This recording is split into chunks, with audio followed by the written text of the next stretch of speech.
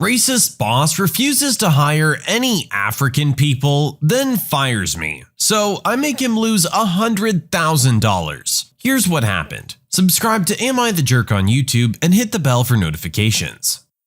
So I used to be a consultant for a large technology company. My role was essentially to go in and manage the operations of a project or program in order to make sure it was running smoothly. This particular job was at a large international bank, and tensions were high as the project was failing. We had this program manager who was also my direct manager. Let's call him Nobby. Nobby consistently talked to and treated people like crap. Told people to sort their life out and to stop failing and things like that. Some other examples of his behavior are firing contractors whilst they were on holiday, purposely blacklisting people he had a personal issue with even though their performance was fine, told me not to hire or interview any African people because they were lazy and bad workers, made people work until 2 a.m. multiple times a week, then belittled them for not being in at 6 a.m. Anyway, I did my best as the ops manager to try and stop this happening, or make life at least a little bit easier for the people, but it wasn't working. So I decided to quietly build up a business conduct case in the background whilst this was going on. It got so bad I submitted the case to legal. One day it was my turn. Nobby decided to fire me in the most spectacular way in front of the client and the other staff, as he couldn't handle me going against him anymore. Except I had submitted a case against him which protected me against retaliation. So I kept my butt on that seat next to him while the investigation continued. He was eventually sacked for everything he did and the legal exposure he caused. Fast forward 2 years. I'm at another large consultancy. Part of my role is to keep an eye on who's being hired. I see Nobby's name come up on a report of incoming hires. I check his CV and it's him. So I block his hire and have them revoke his £100,000 a year offer. Jerk. You know what? I don't blame you one bit. You got out of working with this guy the first time. No way you're gonna let it happen twice. And you're doing everyone else you work with a favor by them never having to know what kind of crap they'd have to deal with. The fact that it's 2 years later and he's still trying to find a solid job tells you something. Maybe word about your report about him got around. Seems like no one wants to work with this guy. At least not for any kind of extended period of time.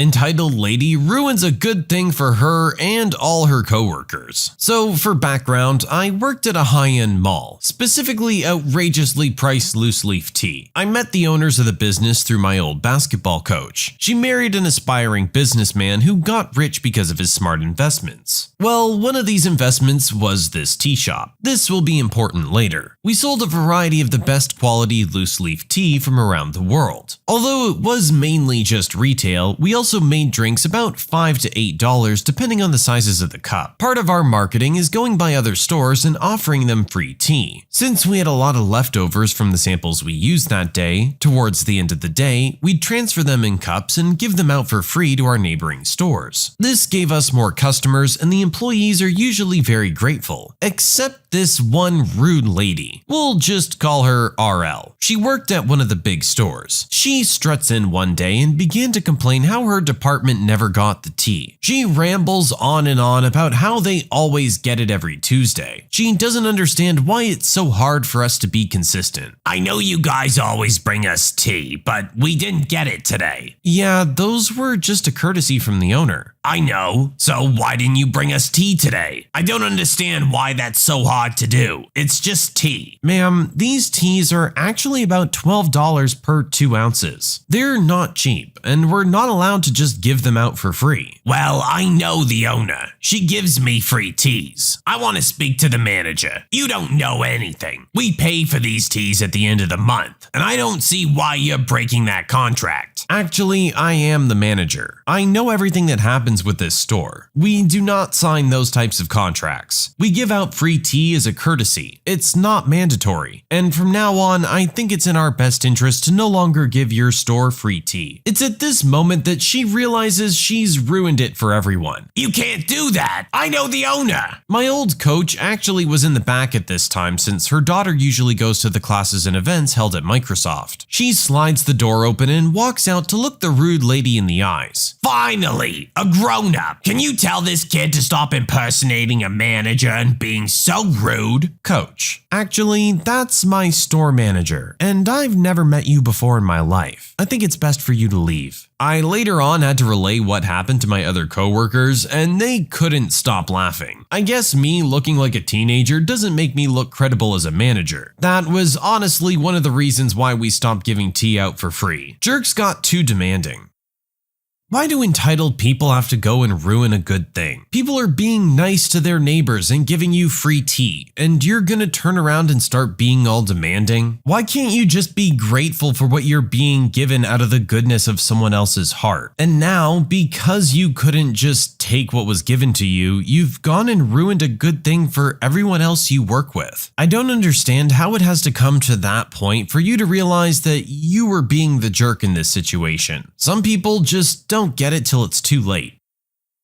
Coworker Karen tells everyone I'm sleeping with the managers and owners to get better shifts. Back when I was taking a couple years off school, I worked in a medium-sized upscale restaurant. During my time there, I think I was liked well enough. Ended up dating a coworker and becoming close friends with a couple managers. Now, as anyone who's worked in a restaurant can tell you, being friends with the managers can get you some perks, like free drinks after work, preferential scheduling, better big parties, etc. This infuriated one coworker we'll call Karen. Karen was not well liked, but was honestly a good waiter. Think Naomi from the movie Waiting. Super nice to customers, but once she was out of sight of the dining door, swearing and cursing and talking crap. Karen did not like me and made it very obvious. She would claim I was sleeping with the managers for better tables, and while it was not true, I did on average get better shifts than most. The rest of the staff noticed, but didn't really care since I took 2 crap shifts a week, Sunday night and a Monday double, because my favorite managers and significant other worked those shifts, so we could just cut up, hang out, and would have a couple beers while working. Now Christmas time rolls around and we had 3 event rooms, and everyone wanted the Christmas holiday and work parties. They were always set menu, lots of booze, large auto-grat checks, and you could double to triple a normal night's work off one table. These were coveted tables, so of course Karen would complain every time I got one and she didn't, or my party having a better menu, i.e. more expensive than hers. You could taste her passive aggressiveness in the air when she was around. It got to the point where the owner took over the scheduling to try and even things out. Even this didn't stop her, because obviously I was sleeping with the owner too. Fast forward 8 months and I've enrolled in grad school and will no longer be working at the restaurant. These are the happiest days of Karen's miserable life. My school is in the same town, so I'd still pop over to hang out on Sunday night for a free drink and half-off meal. Not too bad. One night, a couple months later, I come in like normal, but on the end of a Saturday night, both managers, my significant other, and the owner are there, as well as Karen. I'm having my beer when Karen comes over to me. "Oh, hey there, original poster. Didn't recognize you." "Hi there, Karen. How have you been?" "Things have been good. The restaurant's been really busy since you left. Everyone's really happy to come into work since the shifts have gotten even and fair. Besides your significant other, people are in a much better mood after you left." "Oh, really?" "Oh, yes. And there are so many good parties this year, and I'm lined up to get the best ones, as I'm now the head waiter," which wasn't a thing, since you don't work here anymore. Me, grinning my tail off. "Actually, Karen, I do work here. I came in tonight to see if the owner needed any seasonal help. He does, and since the menu changed and I don't know any of the new dishes, I'm just going to be working parties." At this point, her cheery demeanor that she used in front of customers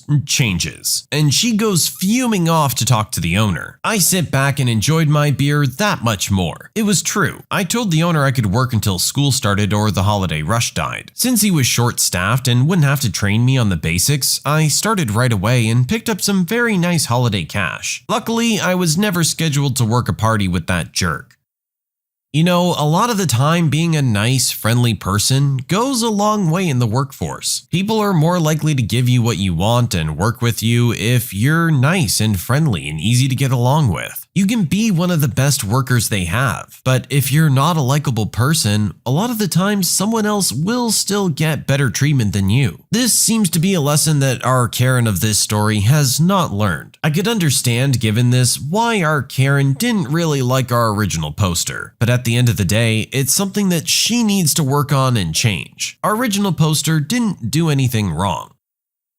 Tinder date ghosts me and sends me rude messages calling me fat, so I make sure he has the worst date he's ever had. Due to the well of my friends' definitely not an axe murderer date recommendations drying up, I've turned to that most sacred of modern relationship institutions, online dating. As a very busy person trying to get it on with other very busy people, I prize honesty and directness above all else when it comes to profile creation. I include full body shots in my photos, trying to minimize the use of MySpace angles and selfies, and right at the very top of the summary caption or profile that I'm fat. Not curvy, not thick, not lots to love. I'm fat. I'm not ashamed of it, but I also know that weight is a deal breaker for lots of people. I don't want to waste anyone's time. About a year ago, I met Evan via Tinder. We exchanged friendly messages for a few hours one night and agreed to meet up for drinks the following evening. I waited for a full hour past the designated time, and just as I was getting up to leave, the texts start rolling in. I can see you sweating from here. How long does it take you to roll out of bed every morning? Is there an earthquake or are you just getting up for more pretzels? Really idiotic juvenile stuff. 4 separate numbers, commenting on things like my clothes, which clued me in that the senders were nearby. This went on for 15 minutes before I finally saw Evan trying to hide at a corner table and giggling with a group of buddies. I made eye contact, saw that he saw me, and then walked out. The text kept up until I blocked the numbers a few hours later. I ran into Evan about 3 weeks later. We got on the same elevator, and he tried really hard at being super interested in the emergency phone instructions. I just confronted him, and he admitted that it was just some game that him and his friends play. He knew that I was fat before agreeing to meet up. They all did, because that's what they do. Match up with fat women, then either ghost them or troll them at the meetup. It was also kinda obvious he'd never seen any consequences from this bull, as he was sweating pretty hard and looked more humiliated than I felt. I just said whatever and walked out, expecting to never see him again. About a month ago, some local foodie wrote a great review of the restaurant I own, and we've been slammed ever since. In the past, I stayed mostly in the kitchen, but I've been doing more and more front of house stuff lately, and Valentine's Day, I was working a bit of a split between the two. I saw Evan just as he was pushing in his date's chair. My name isn't on the restaurant, and he didn't see me. I checked the section up at the hostess stand and saw that one of my favorite old-timers, Nan, was going to be his waitress. I went to the bar till, took out $400, put it in her hands and said, "This is going to be your only table for the rest of the night. You're gonna make this the worst date he's ever been on." She spilled every single thing she brought out to the table, all over him. I was waiting for him to blow up on Nan, but he bottled it up, obviously trying to make a good impression on his date. She seemed like a perfectly lovely lady. I told Nan to make sure everything was good for her, but terrible for Evan. She poured ice water on his crotch, she smacked the back of his head with the edge of a tray, spilled soup on his shirt, and dropped every fork he asked for. I personally oversalted his food, used the crap liquor for his drinks, and used flour instead of sugar on his dessert. To be honest, I don't know why he didn't just walk out. He must have really wanted to sleep with this woman. Finally, he cracked, demanded Nan find the manager and bring her out. I was only too happy to emerge from the kitchen with my chef's coat and say what I'm not ashamed to admit I'd been planning out all night. I would have said hi earlier, but I didn't want the earthquake to disturb your dinner. I will savor the look on Evan's face for the rest of my life. He was a little too flummoxed to explain, so I pulled a chair up to the table and introduced myself to his date, Amanda. Told her how I met Evan, showed her some fun old messages. Then I gave her a voucher for a free meal on her next visit and told Evan to get the heck out and never come back. The jerk ended up deleting his Tinder profile.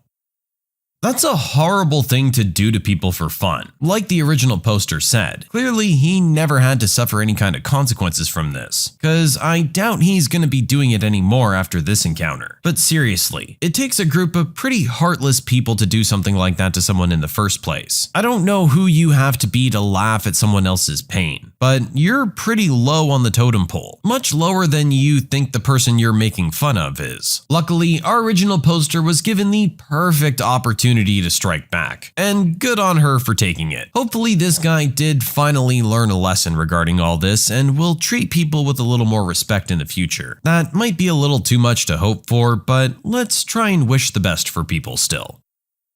I told my brother I don't want him bringing his daughter on our trips anymore. I have 3 brothers and we're all married with kids. Our lives are very busy, so we don't see each other much, which is why twice a year we all go on a fishing trip together and bring some of our kids with us. This is a tradition we've had for more than a decade now, and the kids we bring are those interested, which ended up just being our sons. Except for my brother James and his daughter Celine, who's 17. She was way more interested in fishing than James's other kids were, and he's been bringing her since we started the tradition. It was all cool and dandy when all of our kids were children, but now that they're all teens and older, with the youngest being 15, it got kind of awkward. During our recent trip, my son, who's 15, as well as one of my nephews, who's 16, came to me and my eldest brother and asked us if it was possible to not have Celine come on the next trip with us, because they'd like to have a father-son trip with just us, since they can't really speak freely or behave how they want to behave, because it feels weird having her there. I understood where they were coming from, since most of them are in that awkward phase, and having a girl present when you just want to be rowdy with your cousins can feel very weird. So I discussed it with my eldest brother, and we decided to ask James if it was possible for him to not bring Celine on the next trip, and bring another one of his kids instead so we could have a father-son vacation. James did not take this well at all, and said he'll simply not be coming, even though we explained our reasoning very well to him, and I had my nephew and son tell him how they felt, so he could see their perspective. My oldest nephew heard about what happened, and he made an over-sensationalized post on Facebook calling us dinosaurs. So the story got out to the rest of the family, and opinions are split. However, those that think I'm in the wrong really think I'm in the wrong, and have not been shy about expressing it. I just wanted to listen to my son and nephew and give them the experience they wanted, and not dismiss their feelings and make them feel heard. But now I'm second guessing. Am I the jerk?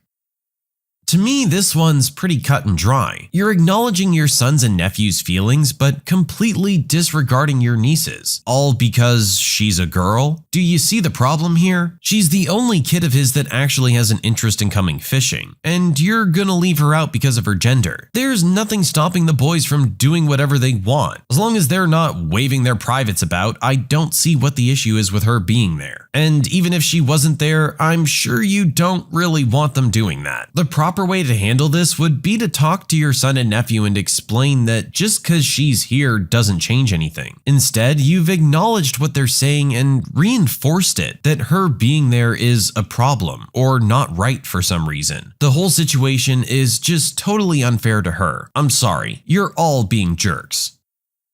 I accidentally let slip to my niece that her dad has a nipple piercing. I, male 46, have a brother who's 47, and he has a daughter who's 17. My brother and I had a rough childhood, and were pretty wild in our teens and early 20s. We did stuff most people wouldn't want their kids to know about, which is understandable. Well, last night I was over at my brother's. My niece was visibly upset, and I asked what was up. Well, my niece ended up getting her nose pierced without telling either my brother or sister-in-law. While her mom wasn't mad, my brother was pretty ticked. Where we live, you can get most piercings without parental consent at 16. It was just a simple nostril piercing. A little stud, barely noticeable honestly. My niece is a very good kid, gets amazing grades, and is kind and respectful. Honestly, this is probably the most bad thing she's ever done. Well, like I said, my brother's mad about the nose piercing, saying he doesn't want to see that on her face. And my niece was trying to argue that it's not permanent, so he shouldn't care, because she could always take it out in the future. It's not a forever thing. Well, I wasn't thinking and said, you don't really have room to talk considering you had your nipples pierced.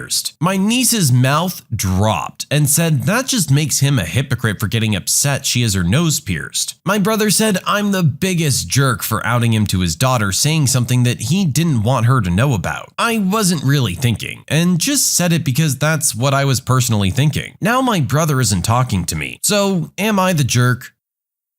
Honestly, I find this one more entertaining than anything. But in all seriousness, I don't know if you're really a jerk in this situation. It wasn't intentional, and you did technically tell the truth. Probably would have been better if you just kept your mouth shut and minded your own business, but hey, the die's been cast. The daughter's 17, she got her nose pierced, she's a good kid. I don't think it's really that big of an issue. It's become more and more acceptable in today's society. It's not really the mark of the rebel it once was. I can see why Dad would be upset, but I'm sure he'll get over it in time. When you subscribe, make sure to hit the bell to turn on notifications. Put the playlist on in the background to finish listening to all the stories, linked at the top of the description. And if you like Am I the Jerk, give Am I the Genius a shot, linked in the description as well. Either way, thanks a lot for watching, and we'll see you guys next time.